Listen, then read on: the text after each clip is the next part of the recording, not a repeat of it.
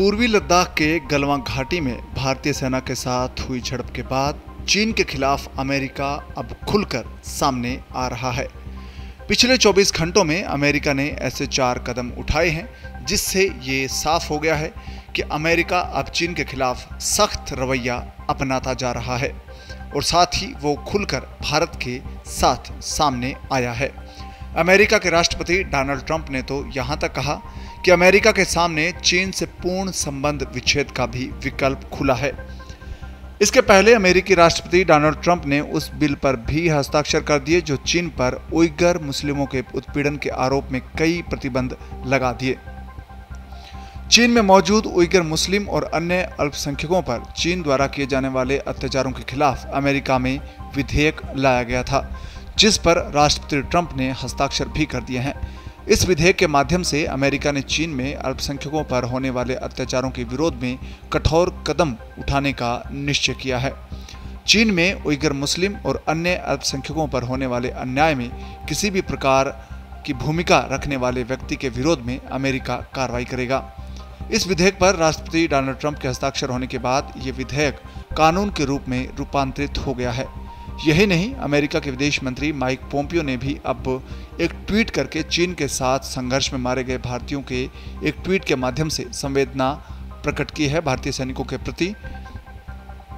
America के विदेश मंत्री माइक पोम्पियो ने ट्वीट करके भारतीय वीरों को नमन किया है। माइक पोम्पियो ने लिखा कि चीन के साथ हुए हालिया टकराव में भारत के जिन जवानों की जान गई है उन्हें हम श्रद्धांजलि अर्पित करते हैं। हम भारत के लोगों के प्रति अपनी गहरी संवेदना व्यक्त करते हैं। इस दुख की घड़ी में हम सैनिकों के परिवारों, प्रियजनों और समुदायों को याद रखेंगे। इसके पहले गलवां घाटी में एशिया के 2 ताकतवर देश भारत और चीन के बीच सैन्य झड़प के बाद अमेरिका ने इस पर बयान देते हुए उम्मीद जताई थी कि दोनों देश शांतिपूर्ण तरीके से इसका हल निकाल लेंगे। गौर करने वाली बात यह है कि अमेरिका का भारत को समर्थन सिर्फ संवेदना व्यक्त करने तक सीमित नहीं है। अमेरिका के एक टॉप सीनेटर ने साफ साफ कहा कि इस घटना के पीछे चीन की सेना का ही हाथ रहा होगा, जिसने उकसाने का काम किया है। सीनेट में बहुमत के नेता मिच मैककोले ने कहा, उन्होंने कहा कि ऐसा प्रतीत होता है कि इलाके को हथियाने के मकसद से चीन सेना पीपुल्स लिबरेशन आर्मी ने ही सबसे पहले हिंसा को उकसाया होगा। इसके बाद 1962 के बाद इतनी बड़ी हिंसा हुई है। मिच मैककोले ने कहा कि सदन में विदेश नीति पर भाषण देते दिया था मैककोले ने और कहा कि चीन ने अमेरिका के हितों और उसके सहयोगियों को धमकाया है। पूरी दुनिया ने 2 परमाणु ताकतों के बीच हुई इस हिंसा को देखा है। उन्होंने कहा कि हम तनाव को शांत करने में लगे हैं और उम्मीद है कि शांति कायम होगी। इसके बाद अमेरिका के इस नेता ने भारत के लिहाज से काफ़ी अहम बात कही। उन्होंने कहा कि दुनिया को इससे साफ संकेत नहीं मिल सकता था कि चीन किस तरह से अपनी सीमा पर लोगों के साथ अत्याचार करता है और दुनिया के नक्शे को चुनौती पैदा कर रहा है और उसको अपने तरीके से तय करने में लगा है।